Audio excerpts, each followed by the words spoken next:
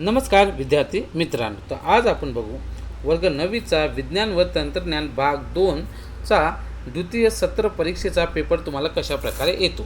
हा पेपर राहतो 40 मार्काचा आणि यासाठी वेळ राहते 2 तास।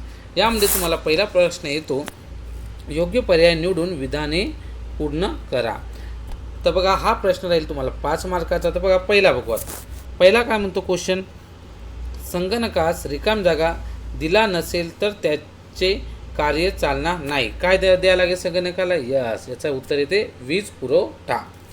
दुसरा प्रश्न काय म्हणते, पुनरुत्पादनाच्या रिकाम जागा प्रक्रियेने निर्माण होणाऱ्या सजीवातील भेद जास्त असतात। म्हणजेच काय म्हणते, जे पुनरुत्पादनामुळेच्या प्रक्रियेमुळे जे होणारे जे सजीव राहतात त्याच्यात भेद जास्त असतात। कोणते? त्याचं उत्तर राहते लैंगिक प्रजनन। त्यानंतर समोरचा प्रश्न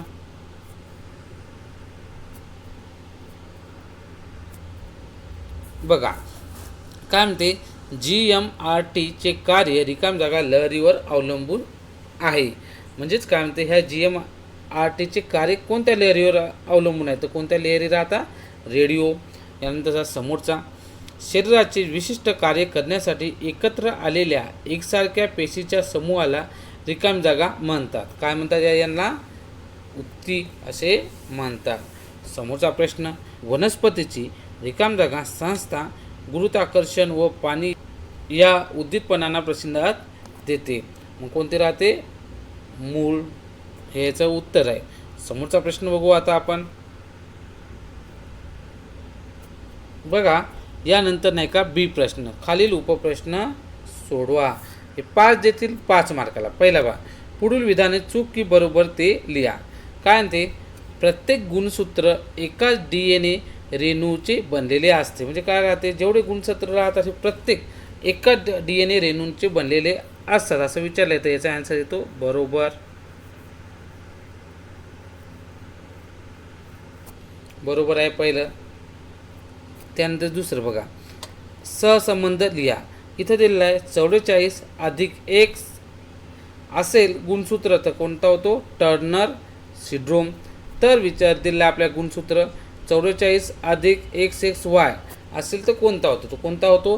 क्लाइनफेल्टर सिंड्रोम। हा नाही का डिसीज म्हणजे रोग होतो। समोरचा प्रश्न बघू आपण। काय म्हणते, गटात न बसणारा शब्द ओळखा। आता यात आपल्याला गटात न बसणारा शब्द ओळखायचा आहे। पहिला दिला आहे अभिस्तर, नंतर दिला आहे स्नायू तंतू, नंतर दिला आहे चेतातंतू, लास्टला दिला आहे अपित्वचा। तर याचं उत्तर राहते चेतातंतू। हा गटात न बसणारा शब्द आहे। समोरचा बघा, ओघ तक्ता पूर्ण करा।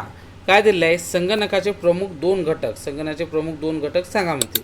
तर सर्वात महत्त्वाचा कोणता राहतो? मेमरी, आणि दुसरा काय राहतो? प्रोग्राम राहतो। आता समोरचा प्रश्न बघू आपण। बघा, काय म्हणते, जोड्या लावा। इथं दिलं क्षकिरण, क्षकिरणचं काय ते?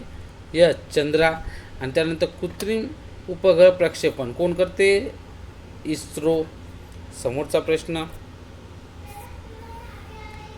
हात झाला प्रश्न। आता समोरचा प्रश्न बघू। प्रश्न दुसरा शास्त्रीय कारणे लिहा। कोणतेही 2 लिहायचे आहेत आपल्याला। लढाई आहे 4 मार्क, म्हणजे प्रत्येकाला 2 मार्क। तर पहा, पहिलं म्हणते, वनस्पतीमधील उत्सर्जन मानवी जीवनास उपयुक्त ठरते। पहिला प्रश्न। दुसरा आहे, मेंढी हे पशुधन आहे। आणि तिसरा आहे, लग्नापूर्वी वधू व वर या दोघांनी रक्त तपासणी करणे गरजेचे आहे। तर आपल्याला 2 सोडवायचे, आपण 2चे उत्तर बघू। तर पहिल्याचं बघू। पहा, पहिला प्रश्न काय होता? वनस्पतीमधील उत्सर्जन मानवी जीवनास कसे उपयुक्त ठरते? तर याचं उत्तर बघू आपण पहिल्याचं। पहा, काय म्हणते, कसे उपयुक्त ठरते? वनस्पती उत्सर्जन क्रियेत फुले, फळे तसेच राळ, डिंक असे उपयुक्त पदार्थ बाहेर पडतात। त्यानंतर हे सगळे पदार्थ मानवी जीवनात उपयुक्त आहेत। तसेच रबराच्या चिकापासून रबर बनतात किंवा बनवतात। रबरापासून अनेक उपयोगी वस्तू तयार होतात। म्हणून म्हणतात की वनस्पतीचे उत्सर्जन मानवी जीवनास कसे आहे? उपयोगी आहे। त्यानंतर यामधला तर आपण तिसरा प्रश्न बघू। काय होता? लग्नापूर्वी वधू व वर या दोघांनी रक्त तपासणी करणे का गरजेचे आहे? म्हणजे लग्नाच्या अगोदर वधू आणि वरांचे रक्त तपासणी का गरजेचे आहे? उत्तर आहे सिकल सेल हे निदान करण्यासाठी. म्हणजे सिकल सेल डिसीज रोग झाला की न झाला हे बघण्यासाठी. कारण काय? कारण हा आजार प्रजो उत्पादन या एकाच माध्यमातून प्रसारित होतो. म्हणून लग्नापूर्वी वधू व वर या दोघांनी रक्त तपासणी करणे गरजेचे आहे. आता बघू आपण समोरचा प्रश्न. समोरचा प्रश्न काय म्हणतो? खालील प्रश्नाचे उत्तरे लिहा. कोणतेही तीन सोडवायचे आहेत. किती मार्कासाठी आहे हा? 6 मार्काचे, म्हणजे प्रत्येकाला 2 मार्क. तर पहिला दिला आहे संगणकाचे कार्य कशा पद्धतीने चालते. दुसरा दिला आहे टिपा लिहा. आता आपण दुसऱ्याचा आन्सर बघू. कशावर टिपा लिहायचे आपल्याला? हे बघा, मानवी मेंदूवर. तर उत्तर बघा, मेंदू आपल्याला विचार करायला लावतो व आपण आपल्या विचारानुसार कृती करतो. विविध माहिती व कृती यांच्या देवाणघेवाणीचे एकात्मीकरण करण्यास कारणीभूत असलेली विविध केंद्रे सामावलेली एक जटिल संरचना म्हणजे मेंदू होय. प्रौढ मानवाच्या मेंदूचे वजन सुमारे 1300 ते 1400 ग्राम इतके असून तो सुमारे 100 अब्ज चेतापेशीचा बनलेला असतो. आपल्या मेंदूची डावी बाजू शरीराच्या उजव्या बाजूस तर मेंदूची उजवी बाजू शरीराच्या डाव्या बाजूस नियंत्रित करते. या व्यतिरिक्त मेंदूची डावी बाजू आपले संभाषण, लिखाण व तर्कसंगत विचार नियंत्रित करते, तर उजवी बाजू आपल्या कलाक्षमता नियंत्रित करते. मेंदूचे विविध भाग व कार्य. तर हे 4 दिले आहेत, जसं हे प्रमस्तिष्क, त्यानंतर हे दुसरे दिले आहेत. आता भाग जसे की नाही का हे सेकंड, हे थर्ड, फोर्थ, फक्त नाही का 2 मार्कला असल्यामुळे या 4चे नाव लिहायचे, डिस्क्रिप्शनमध्ये लिहायचं नाही. पण हा जर क्वेश्चन तुम्हाला 5 मार्काचा आला असता तर पूर्ण याबद्दल माहिती लिहावी लागेल. पण या 2 मार्कासाठी फक्त या मेंदूच्या भागाचे नाव लिहायचे. समोरचा प्रश्न यामधला फरक लिहा. काय म्हणते? वनस्पतीमधील सरळ उती व जटिल उती यामधील आपल्याला फरक लिहायचा आहे. त्यानंतरचा आपल्याला दिला आहे बेटा प्रश्न. दिलेल्या टेबलवरून स्वरूपविधा व जनुकीविधा गुणोत्तर लिहा. हे आपल्याला प्रश्न दिले आहे. आता याचे उत्तर आपण बघू. चौथ्या प्रश्नाचे उत्तर. फरक स्पष्ट करा होता. वनस्पतीमध्ये सरळ उती व जटिल उती हा 2 मार्काचा असल्यामुळे आपल्याला 2 पॉईंट लिहावे लागेल. तर आपण बघू आता. वनस्पतीमध्ये सरळ उती काय म्हणते? सरळ उती या एकाच प्रकारच्या पेशींनी बनलेल्या असतात. हे एका प्रकारच्या पेशींनी बनलेल्या असतात. तर जटिल उती या एकापेक्षा अधिक प्रकारच्या पेशींनी बनलेले असतात. हा पहिला फरक झाला. दुसरा, मूल उती, स्थूल उती, दृढ उती असे सरळ उतीचे 3 प्रकार आहे. तर नाही का, जलवाहिनी व रसवाहिनी हे जटिल उतीचे प्रकार आहे. तर असा हा डिफरन्स लिहायचा होता, म्हणजे फरक लिहायचा होता. यानंतरचा प्रश्न. तर आता बघू बेटा प्रश्न तिसरा. खालील उपप्रश्ने सोडवा. कोणतेही 5 आपल्याला नाही का 5 नाही का उपप्रश्न सोडवायचे आहे. हा आहे तुमचा 15 मार्काचा प्रश्न. काय म्हणते? पहिला बघा, संगणकातील कोणकोणत्या ॲप्लिकेशन सॉफ्टवेअरचा वापर तुम्हाला विज्ञानाचा अभ्यास करताना झाला. हा पहिला प्रश्न. दुसरा पहा, खालील नमूद ग्रंथीचे संप्रेरक व कार्य स्पष्ट करा. तिसरा, अ ब क या गटांचा परस्पराशी काय संबंध आहे. तर इथं आपल्या 5 दिले, आपण 5चे उत्तर बघू. तर बघा आता आपण तिसऱ्याचे उत्तर बघू. पहिले तर काय तिसरा काय होता? अ ब क गटाचा परस्पराशी संबंध लिहायचा होता. मग आता बघू आपण संबंध कसा आहे. उत्तर मी इथं दिलेलं आहे बघा. लेबरची अनुवंशिक चेता विकृती हा दिला आहे आपल्याला पहिला. त्याचा संबंध कोणाशी होता? तंतुकणिका विकृती कशा पुन्हा याच्या समोर संबंध भ्रूण विकसित होताना ही विकृती निर्माण होते.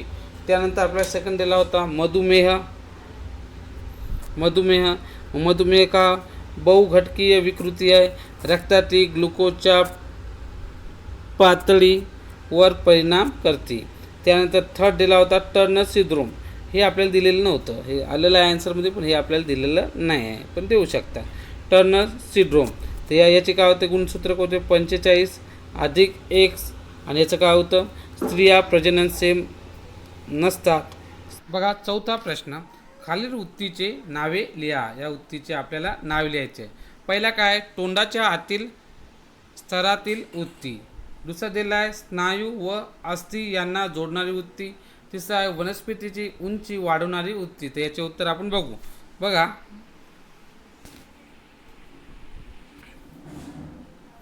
पहिला आहे तोंडाच्या आतील उत्तीचं, त्याचं नाव आहे सरळ पट्टिकी अभिस्तर उत्ती. दुसरं होतं स्नायू व अस्थि यांना जोडणारी उत्ती. थोडंसं क्लिअर नाही आलेलं आहे PDF, तर ॲडजस्ट करून घ्या.